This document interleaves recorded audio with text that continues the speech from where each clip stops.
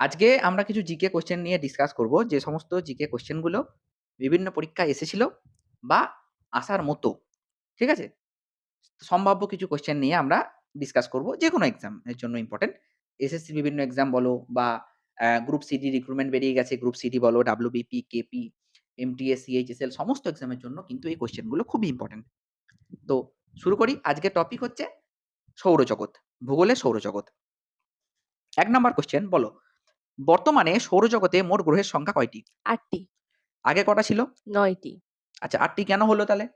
বামন গ্রহ প্লুটো বাদ গেছে। আচ্ছা, প্লুটো বামন গ্রহ বলে বাদ গেছে। তাহলে প্লুটো যদি বাদ চলে যায়, তাহলে সৌরজগতের সবথেকে দূরের গ্রহ এখন কোনটি? মানে সূর্য থেকে সবথেকে দূরে আছে কোন গ্রহটি? নেপচুন। নেপচুন। বেশ। Next question. বর্তমানে সৌরজগতের বৃহত্তম গ্রহ কোনটি? বৃহস্পতি। বৃহস্পতি। আর কোন গ্রহকে লাল গ্রহ বলা হয়? মঙ্গল। মঙ্গলকে লাল গ্রহ বলা হয়। বেশ।